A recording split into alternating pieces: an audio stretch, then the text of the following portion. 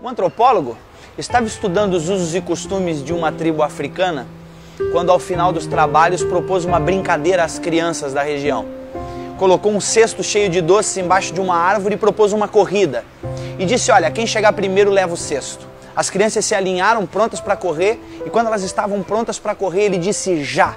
Todas deram as mãos e correram juntas até a árvore, pegaram o cesto juntas e comemoraram juntas. O antropólogo olhou curioso para aquela situação e uma das crianças olhou de volta para ele e disse, Ubuntu, tio. Como uma de nós poderia ficar feliz se todas as outras iriam ficar tristes? Ubuntu é uma palavra que representa uma filosofia e uma ética antiga africana que significa sou quem sou porque somos todos nós. Uma pessoa com Ubuntu tem consciência de que ela é afetada quando um semelhante seu é afetado. Ela sabe que o mundo não é uma ilha, que ela precisa dos outros para ser ela mesma. Ubuntu fala de respeito básico pelos outros. Ubuntu é compaixão, partilha, empatia. Ubuntu diz que ser humano é ser como os outros e que ser como os outros deve ser tudo. Deus é três. Mesmo sendo um só Deus, consegue ter comunhão plena, como disse Ricardo Barbosa, Deus é uma eterna comunhão de três pessoas divinas. Jesus orou um dia dizendo, Pai, eu oro para que eles sejam um, assim como eu e tu somos um.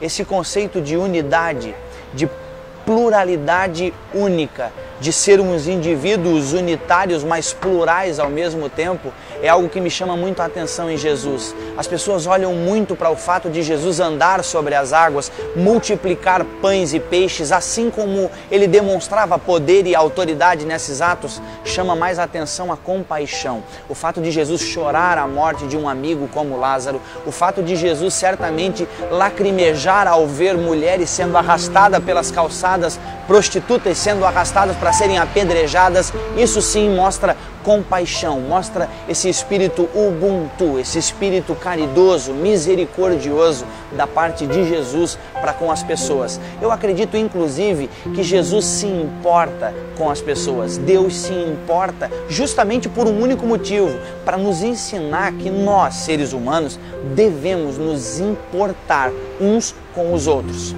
Segundo os Hebreus, fomos feitos um do outro. Foi do lado de Adão que Deus tirou a porção necessária para a construção do novo humano, Eva, e não de uma nova porção de terra. Deve vir de lá do Éden ou de algum outro lugar muito antigo essa vontade necessária, nossa, de ser sempre nós, de ser sempre junto, de ser sempre pares. Ninguém é feliz sozinho.